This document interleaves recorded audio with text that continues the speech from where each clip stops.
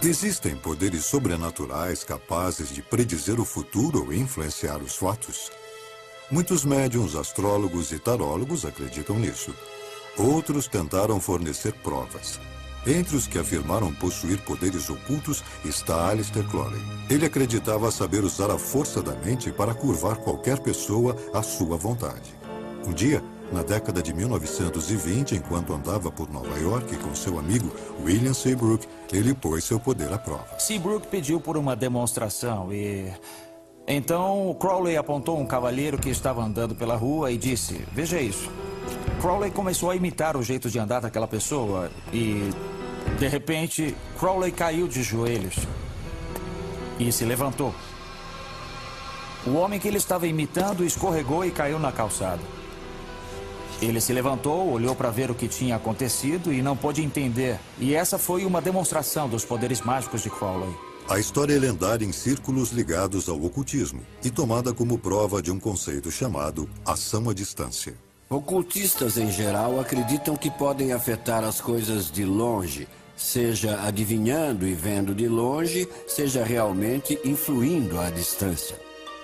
A magia é tanto uma arte quanto uma ciência. Certas coisas causam certos efeitos práticos. Ao mesmo tempo, elas têm que ser feitas com certa intenção e até com talento para funcionarem. Seria Crowley um mestre das artes ocultas em pleno século XX, como alguns dizem? Suas crenças não eram novas. Crowley tomou como guias os egípcios, antigos ocultistas que acreditavam que feitiços poderiam curar doenças e fazer as colheitas crescerem. Muitas coisas que eram tidas como sobrenaturais passaram a ser aceitas como fatos. Isaac Newton acreditava que uma força invisível, chamada gravidade, mantinha os planetas em órbita em volta do Sol, o que é ação à distância.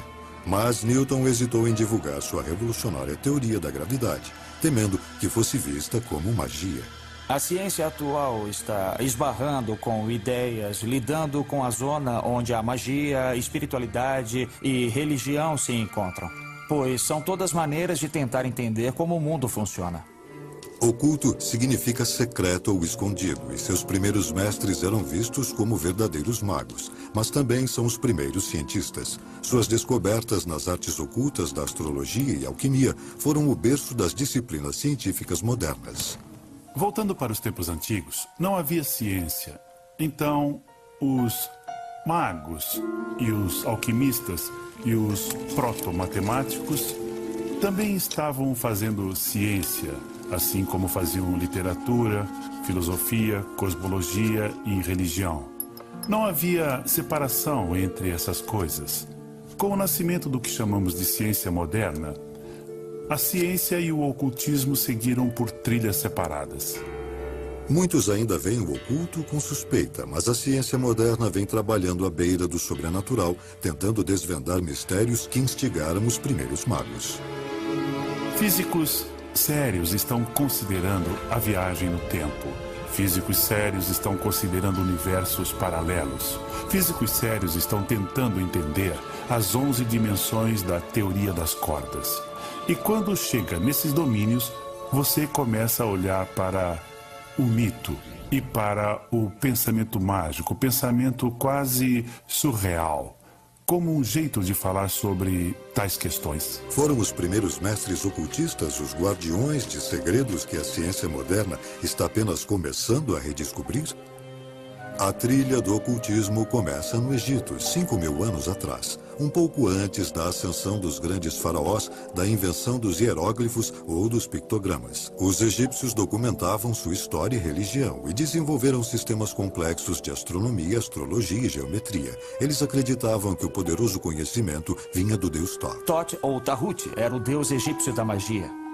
E mais do que apenas o deus da magia, era o deus da escrita, da astronomia, da matemática e da ciência. Ele inventou a linguagem, inventou a escrita. Apenas sacerdotes com treinamento especial tinham acesso ao conhecimento secreto de Thoth. Imhotep, construtor da primeira pirâmide, foi um dos escolhidos. Thoth era considerado aquele que nos deu a escrita, os números e as artes de autoconhecimento através de trabalhos com a consciência. Há quem pense que ele era uma pessoa que foi deificada por suas realizações. Outros acreditam que era uma entidade mística desde o início. As lendas dizem que o livro de magia escrito por Thoth continha segredos dos deuses. Considerava-se que o livro de Thoth estava situado no plano astral. Ele não era um objeto físico, mas algo a que você só chegaria numa verdadeira viagem de consciência. Então, provavelmente é uma das mais antigas ocorrências de mediunidade, onde um indivíduo poderia atingir um estado especial da mente e contatar a energia de Thoth, onde pudesse encontrá-la e ser guiado por esse tipo de consciência multilingüe e multicodificado. Se você for descrever o livro de Thoth, você pode muito bem olhar uma construção como a pirâmide ou a esfinge e dizer que os ensinamentos ali contidos são páginas do livro de Thoth. Portanto, todas as medidas, todas as palavras, todos os conceitos são parte do livro de Thoth. Mas o livro de Thoth jamais foi encontrado. O deus teria ordenado que fosse enterrado sob o Nilo e protegido seus segredos com uma maldição. Os arqueólogos modernos acabaram descobrindo que muito do conhecimento que os egípcios creditavam a Thoth foi criado pelos babilônios. Em 4.000 anos antes de Cristo, foram eles que calcularam os movimentos planetários, que inventaram o ábaco, o primeiro sistema de sequência numérica e as primeiras formas de astrologia e de astronomia. Essa informação se espalhou pelo Egito e ajudou a desenvolver uma das maiores culturas da história. Mas, assim como os egípcios, os babilônios atribuíam seu conhecimento ao divino. Todo templo era um observatório, era um local de astronomia para estudar os planetas. O conceito do divino é o modo de tentar entender a vontade dos deuses. E para tentar entender a vontade dos deuses, você precisa de algo para ler sobre eles. Alguma coisa que mostre o que eles fazem. Os babilônios usaram uma das mais antigas artes ocultistas para entender seu mundo: a adivinhação, ou acesso ao sobrenatural. Os movimentos dos planetas pelo céu costumavam ser considerados as pegadas dos deuses e deusas. E quando os planetas se alinhavam ou sofriam interações ou um retrocedesse enquanto o outro avançava, acreditava-se que tudo isso afetava o mundo. Começou na Idade da Pedra, quando os xamãs invocavam espíritos para garantir sucesso na caçada. Algumas pessoas que ganhavam a reputação entre os antigos de terem experiências místicas tornavam-se os representantes religiosos do clã.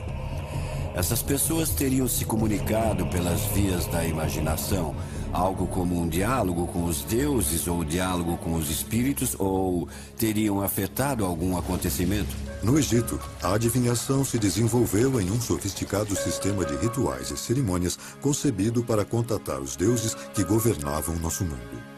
É claro que estavam tentando influenciar coisas como o sucesso nos negócios ou na colheita. Os egípcios recorriam a rituais, a encantamentos e a símbolos para transmitir todas essas coisas. O próprio faraó era o líder religioso, então ele era provavelmente o mestre praticante tanto da religião quanto da magia. Muito do que era chamado de magia cerimonial, como o preparo de feitiços e o uso de palavras mágicas e de encantamentos, veio dos egípcios. Quando os mercadores fenícios espalharam esse conhecimento pelo mundo mediterrâneo, a magia se disseminou. Eles codificaram um alfabeto que alinhava os sons da fala, o sistema numérico, os signos zodiacais, os planetas e os aspectos do céu. Então você podia, com esse alfabeto, conjurar palavras sagradas, podia contar, avaliar, calcular e podia usá-lo na astronomia. As origens sagradas dessas disciplinas foram gradualmente esquecidas. Em 1212 a.C., morreu Ramsés II, o último grande faraó do Egito. Exércitos invasores conquistaram o Império do Nilo. Seus segredos se perderam, mas não para sempre.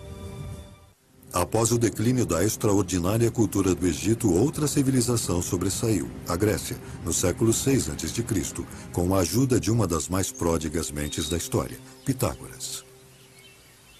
O nosso alfabeto, as construções que nos cercam e mesmo a música que ouvimos têm uma dívida com esse brilhante filósofo.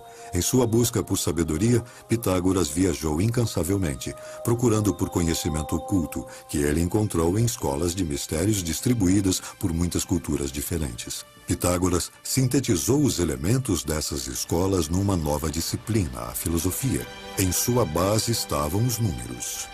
Ele acreditava que matemática, filosofia e uma compreensão do divino eram inseparáveis. Não podemos dizer que ele originou nada, mas ele condensou e trabalhou o conhecimento daquele mundo e o trouxe para aplicações práticas. Pitágoras identificou os números como os elementos mais fundamentais da criação. Quando olhamos para a ciência da nossa época, percebemos que todo mundo está repleto de constantes matemáticas. Você tem o pi, tem a velocidade da luz, tem a força da gravidade. Então, a ideia de que os números descrevem o mundo é adequada. Em 518 a.C., Pitágoras abriu uma escola na região de Crotona, ao sul da Itália. Seus discípulos, cautelosamente selecionados, eram chamados de matemáticos. Sua iniciação era rigorosa, 3 anos introdutórios, seguidos de 5 anos de silêncio absoluto, mais 5 anos de treinamento. Só então, os estudantes estavam prontos para aprender os mistérios mais sagrados dos números. Ele queria produzir filósofos como ele, então era preciso ser circunspecto e ter muito autocontrole para conseguir ficar em sua escola. Pitágoras transformou o sistema numérico dos babilônios numa ciência sagrada. Eles pensavam que o número era como Deus. Então, conectar-se com isso era como conversar com Deus. E disso surgiu muito simbolismo, inclusive posteriormente a numerologia, a cabala e coisas assim. Pitágoras descobriu que as escolas de mistérios partilhavam a crença de que toda a criação se unificava em Deus. Ele fez uma obra enorme explicando o mistério dos números, mostrando como o 1 se divide e vira 2. O 2 encontra síntese e faz 3. E o 3 se rompe e vira as 10.000 coisas. E a mesma história você lê no I Ching e em outros documentos metafísicos antigos, porque todo mundo estava tentando entender como o número se relaciona com um todo. Muitos acreditam a Pitágoras e sua escola o desenvolvimento da numerologia e do eficiente alfabeto grego, posteriormente adotado por grande parte da cultura ocidental. Pitágoras também usou números para decodificar a música, que os gregos consideravam a linguagem dos deuses. Ele inventou o monocórdio, que definiu a proporção numérica das escalas musicais. Pitágoras acreditava ter solucionado os mistérios do universo. Mas também havia a ideia de uma música das esferas, a ideia de que o próprio céu estava tocando uma peça de orquestra. Os próprios planetas se arranjam em volta do Sol em intervalos harmônicos. A luz branca se refrata em cor em intervalos harmônicos. O som também é harmônico. Você sabe, a sequência harmônica que vem de uma determinada nota. As notas e os sobretons são todos governados pela mesma matemática. E foi Pitágoras quem articulou o cálculo harmônico para o Ocidente. Por fim, a exclusividade da escola de Pitágoras causou sua queda. Em 508 a.C., a escola foi incendiada. Chegou a um ponto em que suas escolas foram atacadas e destruídas, seus seguidores foram mortos. Pitágoras teve que fugir para o campo e morreu, e ninguém sabe o que aconteceu. Alguns acham que ele cometeu suicídio, mas é um mistério, ninguém tem certeza. A sociedade foi perseguida até sua extinção. Gerações posteriores de gregos se pautaram na filosofia de Pitágoras e Aristóteles a transformou em ciência. Mas então veio o cristianismo, e nos 1000 anos seguintes, a religião cobriu de sombras a ciência e o ocultismo. Durante os primeiros 15 séculos do cristianismo, o conhecimento ocultista ficou relegado à clandestinidade. Quando a consolidação judaico-cristã da espiritualidade ocidental se tornou o modelo obrigatório, a magia passou para a marginalidade e se tornou um assunto proibido e maldito. Os padres eram os intermediários entre as pessoas e o divino. O cristianismo também exerceu uma influência política sem paralelos. A igreja havia desenvolvido uma hierarquia, assim como a ideia de que Deus falava através do Papa, que transmitia seus desejos para os demais. A igreja também se firmou através de alguns monarcas. A igreja insistia em seu acesso exclusivo à autoridade divina. Como em qualquer situação, se todo mundo pode fazer, então você não pode dizer que seu grupo é bem especial. Por séculos, a Europa Ocidental viveu sob o controle da igreja. Na Idade Média, a magia se tornou um ato de rebeldia perpetrado como um ato anticristianismo contra a autoridade da igreja. A igreja perseguiu os ocultistas, condenando-os por acreditarem que o indivíduo poderia ter acesso direto a Deus. Eles pegaram todo o conceito de hierarquia clerical, os padres, a própria igreja como local de culto e disseram: não, você não precisa de nada disso. O que você precisa é procurar dentro de você pela faísca divina. Mas no século XIV, o ocultismo viria a se reerguer. Ironicamente, parte da responsabilidade disso coube à Guerra Santa da Igreja, as Cruzadas. Os monastérios do leste, na fronteira com o mundo muçulmano, haviam preservado textos antigos dos gregos e dos ocultistas. Estudando-os por curiosidade, os cruzados retornavam levando um grande número desses documentos de volta à Europa. Esse conhecimento começou a vazar. Pequenas coisas foram sendo encontradas nos monastérios. Uma estrutura aqui, um texto ali. Então circularam rumores de que tinha havido um aprendizado muito maior no passado. A redescoberta alimentou um renascimento cultural extraordinário. Esse é o ponto em que as pessoas começaram a perceber: os antigos tinham muita sabedoria. Então surge uma nova reverência pelas tradições egípcias, gregas, romanas e hebraicas também, porque as pessoas estão em busca de conhecimento e informação e querem entender os segredos dos antigos. As it ushered in the Renaissance, leading the movement into new ways of looking at old knowledge was the German physician Paracelsus. Born in Germany in 1493, Paracelsus trained in traditional medicine but also studied alchemy. Ultimately, forced out of school for challenging the status quo, he embarked on a nomadic life supporting himself with astrology readings. In his far-flung travels, he sought knowledge from any source he could find. Paracelsus went around Europe and talked to barbers, talked to witches, talked to midwives, talked to, the village healer, and gathered together from everywhere what worked. And this was his huge final stance, is I use what works. He rejected outworn theories, ventured beyond accepted boundaries. His pioneering experiments with minerals and chemicals laid the foundation for modern medicine. It was just the beginning of a scientific revolution. The next century would herald the discovery of an occult text that went against more than tradition. A Renascença trouxe um novo espírito de aprendizado e academia se espalharam por toda a Europa. No século XV, Marcello Fatini fundou uma das mais progressistas da Itália. Com o apoio de seu mecenas, Cosimo de Medici, Fatini adquiriu e traduziu uma coleção de documentos de autoria acreditada a um misterioso mago egípcio chamado Hermes Trismegistus.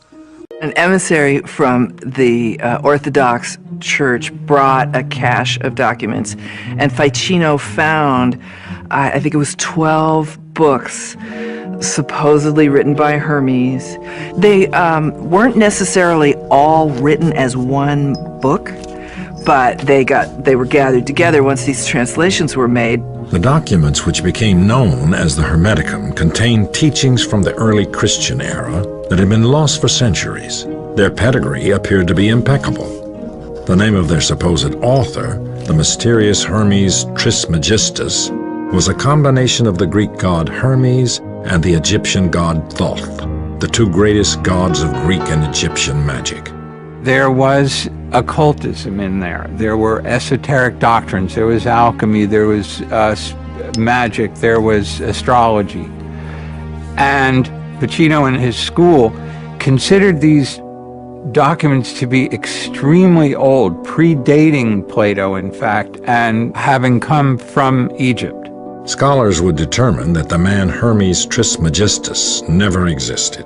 What Ficino was translating was a compendium of Greek lore about how an individual could cultivate themselves and become enlightened. Raising of a given individual's consciousness until they are like the gods. Os livros eram uma série de diálogos onde o deus Hermes e outros transmitiam segredos do universo. Um dos documentos era uma pequena peça chamada Tábua Esmeraldina, que se tornou a Bíblia dos ocultistas renascentistas. Nesta tábua estava escrito, assim dizia a lenda, ela tinha 12 ou 13 linhas, e essas linhas começavam com assim no céu como na terra, porque havia essa ideia de que o padrão do universo, o padrão das estrelas e de todo o universo se repete na terra. O Hermético restabelecia o ensinamento das primeiras escolas de mistérios, de que os seres humanos possuem uma natureza divina. Então é esta a grande meta da iniciação hermética e qualquer outro tipo de iniciação, é transcender nossa mortalidade para voltarmos ao nosso estado original de unidade espiritual. O Hermético fascinou os acadêmicos renascentistas e resgatou o ocultismo. Poderia a ideia de que os seres humanos têm um canal direto com Deus suplantar a autoridade da Igreja? A descoberta do Hermético durante a Renascença criou uma nova geração de ocultistas. Eles procuravam combinar religião, ciência e magia, uma perigosa empreitada numa sociedade regida pelo cristianismo. John Dee arriscaria sua vida para estudar tais lições. John Dee foi um gigante. John Dee foi a encarnação do ideal de um ser iluminado, de um ser que teve a compreensão espiritual de seu papel e missão de vida. E era dotado de uma inteligência superior.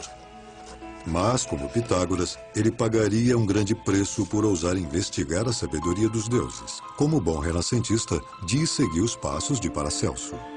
Ele se valeu da experimentação e se tornou um cientista talentoso, inventor, matemático, criptógrafo brilhante e pioneiro no campo da navegação.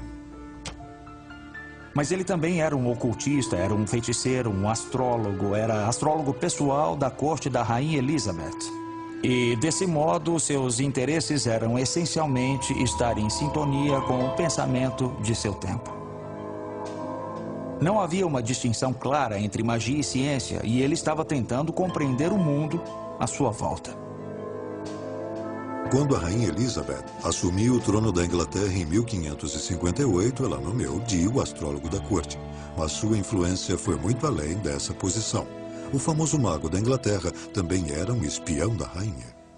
Ele se envolvia em intrigas políticas. Ele era um aliado de confiança da rainha, mas também trabalhava nos bastidores em toda a Europa para ajudar a diminuir o poder da Igreja Católica e colocar o poder da Igreja Protestante em seu lugar.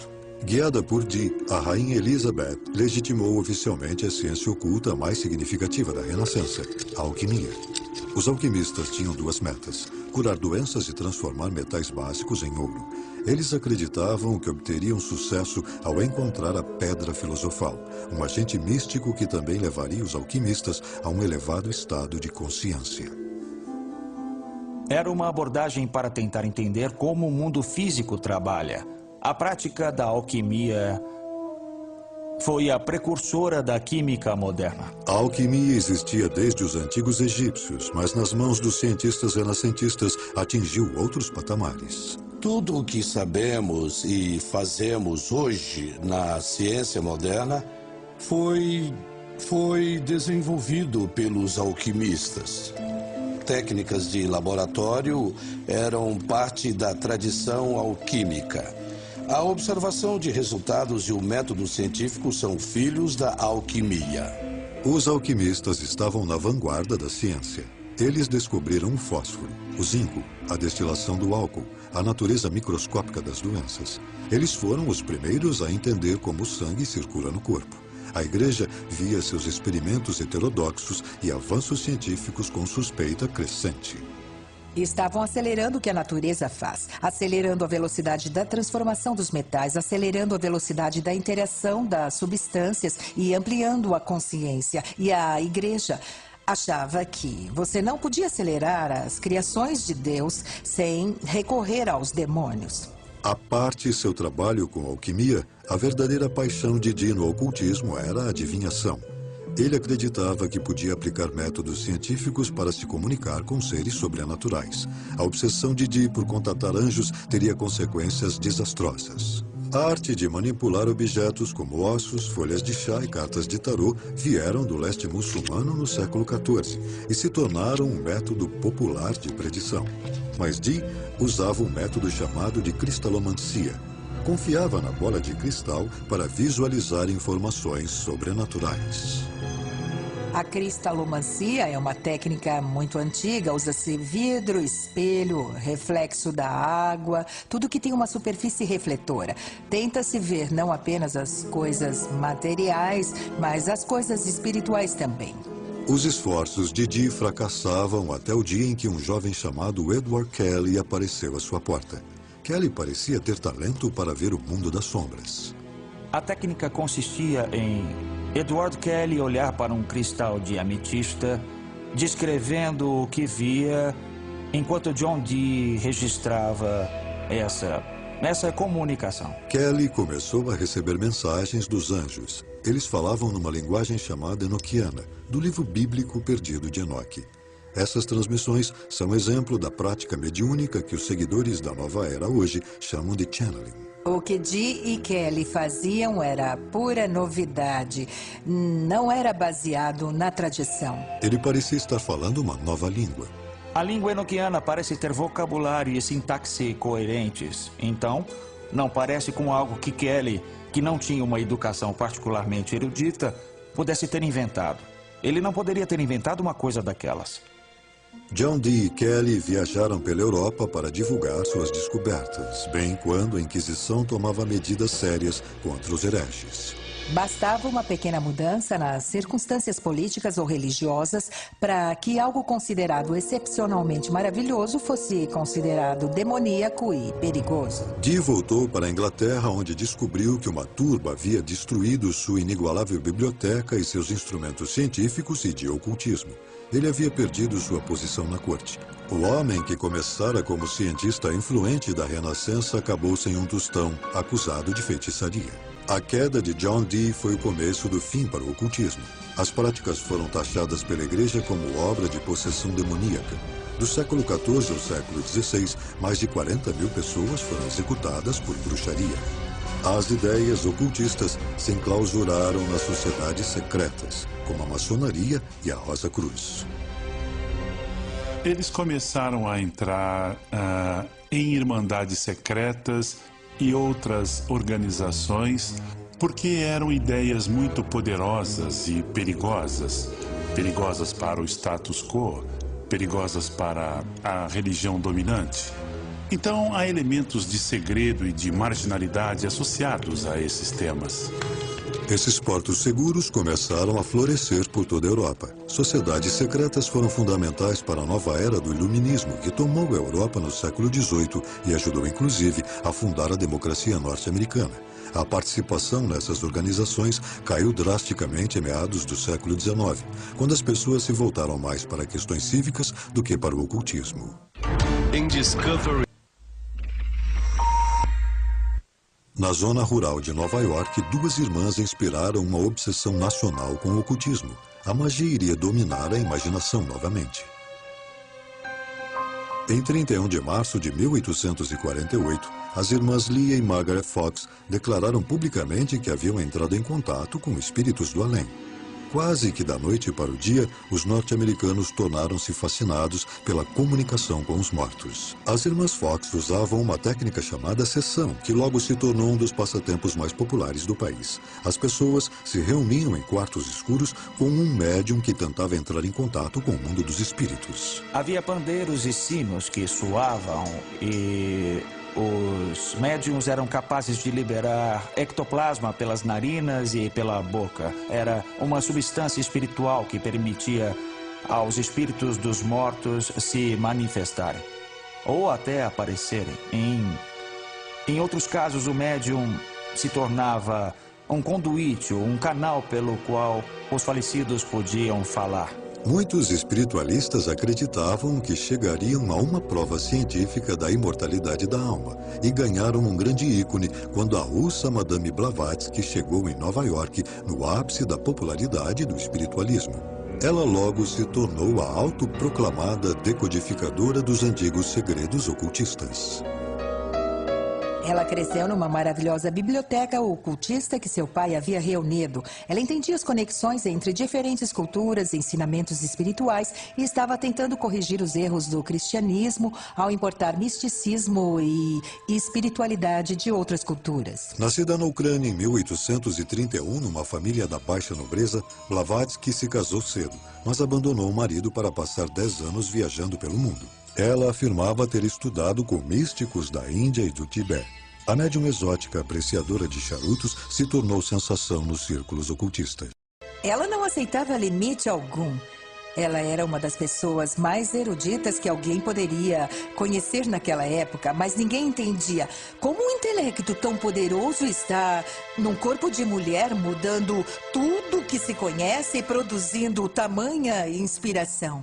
As sessões de Blavatsky eram um assunto de Nova York.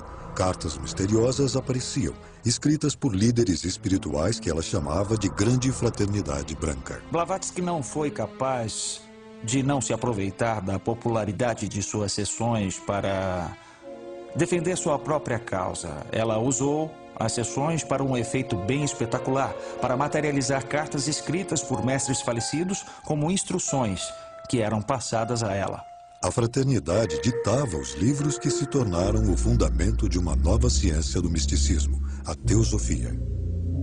Blavatsky escreveu 2 enormes coleções essenciais, Isis sem véu e a Doutrina Secreta, que pretendiam ser os ensinamentos, as lições secretas dessa fraternidade do Oriente, da escola de mistérios de iniciação. E ela transformou totalmente o panorama da civilização ocidental ao introduzir tais conceitos. Ela foi uma pioneira ao trazer ideias do esoterismo oriental para o Ocidente. Ela se focou nas semelhanças entre cristianismo, hinduísmo, budismo e outras tradições espirituais, defendendo que há, de fato, uma tradição por trás de todas as crenças espirituais do mundo. Blavatsky entendia seu trabalho como ciência espiritual e teceu conexões entre avanços científicos da época e crenças ocultistas. Ela divulgou a antiga visão mística oriental de que a essência do universo não é matéria, mas energia, o que antecipou descobertas da física moderna. Blavatsky também recuperou as crenças orientais de reencarnação e karma. Adquirindo rapidamente muitos seguidores, ela criou a Sociedade Teosófica. O termo teosofia que Blavatsky... Ou a Sociedade Teosófica. O termo teosofia que Blavatsky cunhou vem de 2 palavras de origem grega. Uma é theos, que significa Deus, e sofia, que é sabedoria. Então, a Sociedade Teosófica ensinava a sabedoria sagrada. A Sociedade Teosófica se espalhou por todo o mundo e ainda existe em muitos países. Blavatsky foi saudada por seus seguidores como a mãe da nova era. Mas, apesar de seu grande carisma, ela foi vítima de seu próprio sucesso. Enquanto ela se tornava famosa, o negócio do espiritualismo e da mediunidade, em especial as sessões onde você contatava seus ancestrais, ganhou espaço em todo o mundo ocidental e ela achou que aquilo era charlatanismo. Então, ela quis representar um modelo que se destacasse daquilo e falasse a verdade dos grandes temas. Mas, infelizmente, no fim, ela se reduziu àquilo que tentava combater. Em 1885, Blavatsky foi investigada pela Sociedade Londrina de Pesquisa Psíquica. Eles concluíram que suas sessões eram armadas, que as cartas não apareciam magicamente do outro mundo. Haveria um aparelho com molas no quarto acima da câmara e bastaria que alguém colocasse uma carta no aparelho para ela deslizar de um andar ao outro e se materializar em suas mãos. Apesar de muitos seguidores devotos se recusarem a abandonar a teosofia, Blavatsky estava manchada pela fraude. Ela morreu logo depois. Seus seguidores estabeleceram um novo quartel-general na Índia, onde a teosofia prosperou. Um jovem devoto, Krishnamurti, foi identificado como um mestre reencarnado e designado para conduzir a sociedade teosófica ao século XX. A síntese de Blavatsky entre espiritualidade ocidental e oriental ganhou um novo terreno no ocultismo. Viver. Um homem descrito pelos jornais como a pessoa mais perversa do mundo afirmava ter penetrado ainda mais fundo nos mistérios. Nascido em 1875, Aleister Crowley foi criado num ambiente religioso rígido. Sua mãe o apelidou de besta a partir do Livro das Revelações. Era um título que ele manteria por toda a sua vida. Ele se identificava como o anticristo, como a força que varreria essa terrível programação cristã que deformara a sua infância. Crowley começou a estudar o ocultismo como membro da Aurora Dourada. A Hermética da Aurora Dourada era uma sociedade secreta típica da era vitoriana na Inglaterra. Ela reunia todo o conhecimento que estava disponível naquela época. Havia tarô, havia a cabala, a magia angelical de John Dee e as tradições Rosa-Cruzes, todas elas combinadas em um único sistema. A Aurora Dourada atraiu boa parte da inteligência de Londres, mas Crowley acabaria por romper com o grupo. Ele encontrou seu próprio sistema de crenças após uma viagem ao Egito, onde sua esposa recebeu um sinal místico de que ele deveria se preparar para uma mensagem dos deuses. Obedecendo ao chamado, ele começou espontaneamente a escrever uma obra chamada O Livro da Lei. Esse livro anuncia uma nova lei para a humanidade. E, de fato, nos conta que nós somos entidades espirituais muito destemidas e iluminadas. Que, de fato, nós somos como deuses. O Livro da Lei foi outra síntese entre a espiritualidade do Oriente e a do Ocidente. Crowley chamou seu novo sistema de Telema. Incorporava princípios da magia que ele dizia ter aprendido com os antigos egípcios e outras fontes ocultas. Ele se tornou um autoproclamado mestre da ação à distância, concentrando sua força de vontade para criar efeitos desejados. Aleister Crowley definiu magia como a arte e a ciência de causar mudanças de acordo com a vontade. Toda a sua abordagem é basicamente possibilitar ao praticante fazer as coisas acontecerem, a materializar o que ele quiser que aconteça no mundo. A lei fundamental de Telema é: faz o que tu queres, há de ser a lei. O amor é a lei. Amor sob vontade. Se para alguns isso pode significar a busca por um caminho superior, para outros é uma desculpa para todo tipo de comportamento desviado. Alguns críticos dizem que o próprio Crowley compartilhava da segunda teoria. Crowley praticava a sexualidade como caminho espiritual. Ele reduziu boa parte dos ensinamentos simbólicos à sua essência, que é fundamentalmente a dualidade e a polaridade entre macho e fêmea. E ele experimentou muito nessa esfera para entender que tipo de mistérios estariam contidos no ato sexual. Crowley fundou sua própria sociedade secreta, a Ordo Templi Orientis, e escreveu diversos livros sobre meditação e magia cerimonial. Ele também ajudou a reinterpretar o tarô para o século XX. O tarô é uma representação pictórica dos ensinamentos ocultistas.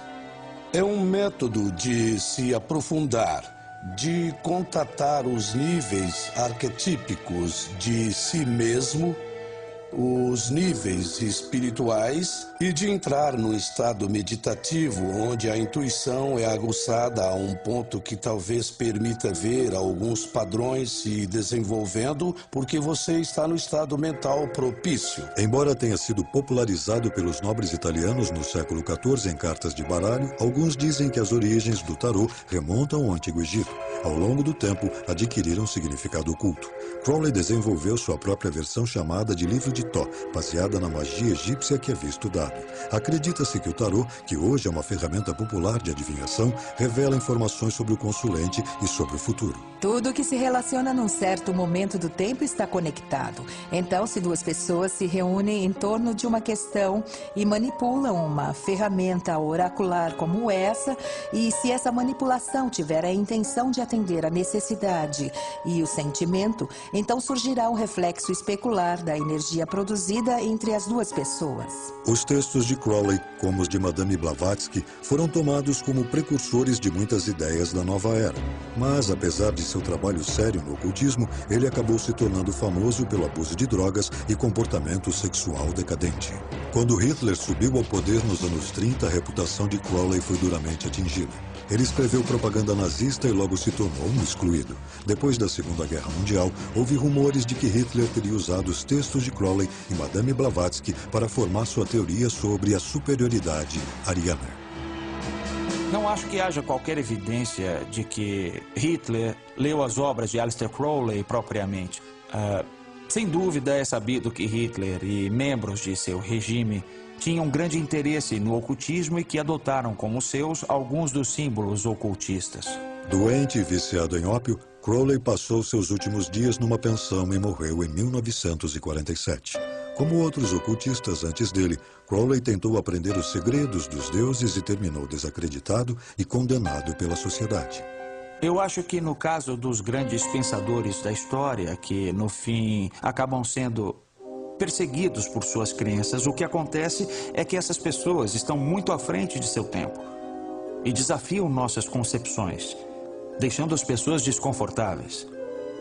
Esse nível de desconforto, esse nível de medo e de ameaça do pensamento sobre as bases do poder leva a sociedade, o governo e outras instituições a atacá-los. Ataques terroristas. As práticas ocultistas definharam na maior parte do século XX, mas voltaram a florescer durante o movimento hippie dos anos 60. Gurus populares como Maharishi e Timothy Leary promoviam estados alterados de consciência que poderiam levar a patamares mais altos de autoconsciência. O individualismo se tornou a meta de milhões de jovens que rejeitavam as religiões tradicionais em troca de suas próprias rotas em direção a Deus. Nos anos 80, as ideias da nova era já eram bem aceitas. Os textos de Madame Blavatsky se tornaram centrais na reinterpretação do ocultismo para audiências modernas, e até a reputação de Aleister Crowley foi até certo ponto restabelecida. Houve um boom no interesse pelo ocultismo, e nós vemos Crowley quase como um ícone pop. Os Beatles puseram Aleister Crowley na capa de Sgt. Pepper. Jovens músicos como David Bowie e Jimmy Page se interessaram muito por Crowley. Ele obteve uma renascença nos anos 60 e 70 e tem sido uma figura bem popular de lá para cá. Os sistemas de crenças ocultistas são hoje adotados por milhões de seguidores da nova era, que escolhem a dedo do vasto leque de conceitos os que melhor se encaixam em cada estilo e espiritualidade individuais. Ainda assim, o ocultismo continua sendo visto com suspeita. Muitos dos praticantes o descrevem como uma moderna busca mística. A busca mística é o processo pelo qual seres humanos, limitados pelo espaço e pelo tempo, podem transcender suas contingências e sua história e atingir uma consciência divina ou macrocósmica, e que é o processo de se tornar imortal, ou seja, deixar para trás o corpo físico para conseguir se identificar com esferas mais vastas da realidade. Estamos cercados de riqueza The material. holistic philosophy of New Age beliefs continues to grow in popularity. We're surrounded by material wealth and technology, and we feel like we've lost something. We've lost that connectedness. We've lost the understanding of our human roots. And a lot of the interest in New Age. O desejo de reconectar-se com essa história, de nos fazer sentir mais completos, mais espiritualizados, mais conectados, mais cientes da paixão e do significado da vida. E o que começou como magia ocultista influenciou o mundo da ciência. Há tentativas das mais legítimas de entender como o mundo funciona. Não haveria astronomia hoje em dia se os antigos astrólogos não tivessem estudado o céu. Não haveria química hoje em dia se não fossem os alquimistas. Havia segredos que eles pensavam se referir ao segredo da vida eterna. O segredo de se livrar das doenças, os grandes segredos de transformação, por exemplo, do chumbo em ouro, que não era a única meta. Talvez uma das transformações seria a do ser humano num Deus na Terra. E é uma coisa maravilhosa que agora tenhamos a física de partículas, com pessoas pensando que a vida é pura energia. E que talvez haja uma conexão entre todas essas ideias. Talvez o poder de se tornar Deus seja a habilidade de transformar a si mesmo. A medicina e a ciência se beneficiaram do legado do ocultismo. E no futuro, o que chamamos de magia pode ter um papel em descobertas ainda maiores. No campo da ciência, temos uma cultura de especialistas muito focados em áreas particulares. Então eu acho que alguma coisa da natureza holística do passado é necessário para fazer a revolução que nós ainda não conseguimos fazer na ciência. As crenças podem nos cegar. Sejam crenças religiosas ou crenças científicas. E o grande mérito dos experimentos ocultistas é nos manter abertos para todas as possibilidades. Apesar do progresso feito pela ciência, o mundo moderno ainda tem muitos mistérios que talvez nunca se expliquem. É o incognoscível, é um mistério. E o mistério é o centro da busca espiritual. Mas também é o centro da busca científica e da busca artística. É para isso que estamos na Terra, para perseguir esse mistério. Como os primeiros ocultistas, os cientistas modernos vão continuar procurando maneiras de adivinhar os mistérios do mundo e as forças que o criaram.